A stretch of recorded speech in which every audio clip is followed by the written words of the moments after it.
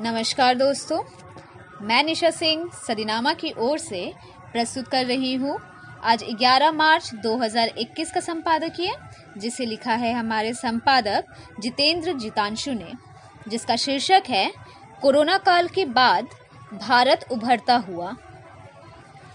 दुनिया के नक्शे में जब भारतीयों और भारत के हेल्थ की बात होती है तो सबसे पहले लोगों के दिमाग में यही आता है कि भारत एक ऐसा देश है जहां आधी से अधिक आबादी अभी कुपोषण की शिकार है, जिस देश में बच्चे जन्म लेने से पहले ही मर जाते हैं, जहां अभी भी मलेरिया, डायरिया जैसी बीमारियां जानलेवा है।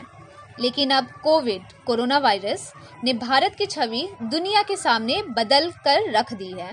आज दुनिया भर के विकसित देश जब कोरोना महामारी के चलते परेशान हैं, जहां लगातार मौतों का सिलसिला अब तक नहीं रुका है, वहीं कम स्वास्थ्य सुविधाओं वाले देश ने न केवल शानदार तरीके से कोरोना का मुकाबला किया, बल्कि self made vaccine corona vaccine बनाकर दुनिया में करोड़ों लोगों को मरने से भी बचा रहा है।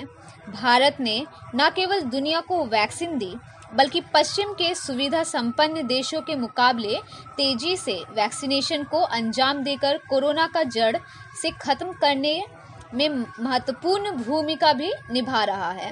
भारत अपने साथ साथ दूसरे देशों को भी उभारने में मदद कर रहा है।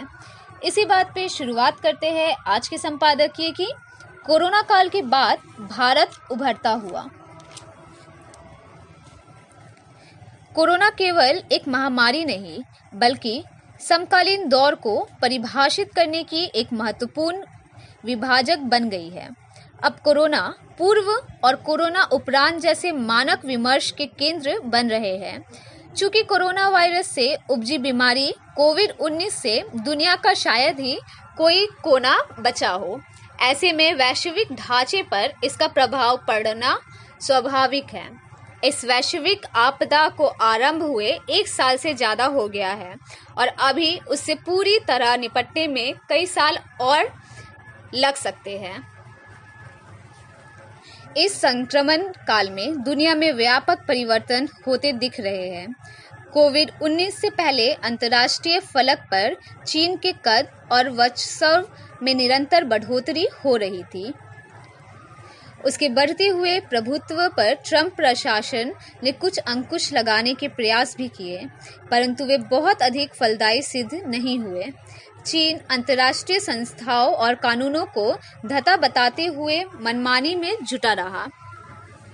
उसने कई छोटे बड़े देशों को अपने प्रभाव में भी ले लिया था।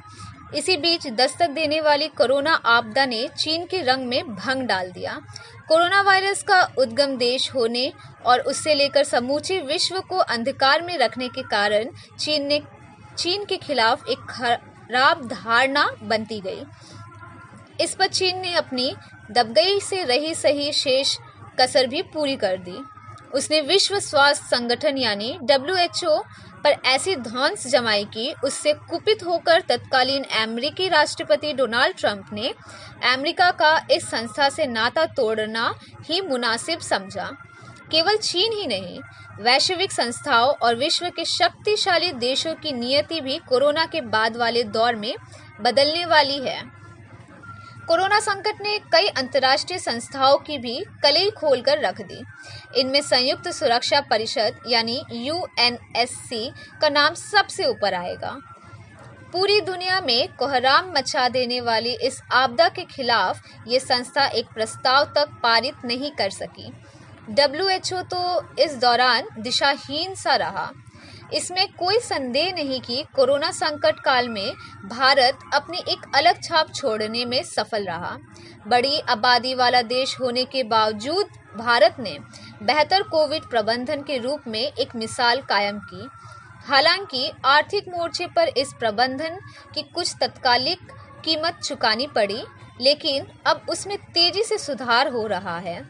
भारत न केवल एक बड़ी हद तक खुद सुरक्षित रहा, बल्कि उसने पड़ोसियों का ध्यान रखने के लिए पार्श्व में पड़े दक्षेस जैसे संगठन को पुनः सक्रिय करने का प्रयास किया। इस वैश्विक संकट के दौरान भारत स्वास्थ्य संबंधी उत्पादों के अग्रणी आपूर्तिकर्ता के रूप में उभरा। आज पूरी दुनिया में भारत की वैक्सीन कूटनीति की धूम मची हुई है, जबकि चीन के ऐसे ही प्रयास सिरे नहीं चढ़ पा रहे हैं। अफ्रीका के गुमनाम देशों से लेकर कैरिबियाई देश सेंट लूसिया तक भारत की वैक्सीन पहुंच रही है। टीके की आपूर्ति में पड़ोसी देशों का प्राथमिकता के आधार पर ध्यान रखा गया है। आमीन। तो दोस्तों, ये था आज का संपादक जितेंद्र जितांशु द्वारा लिखा संपादकीय। कल एक और विषय के साथ हम वापस लौटेंगे। तब तक के लिए नमस्कार।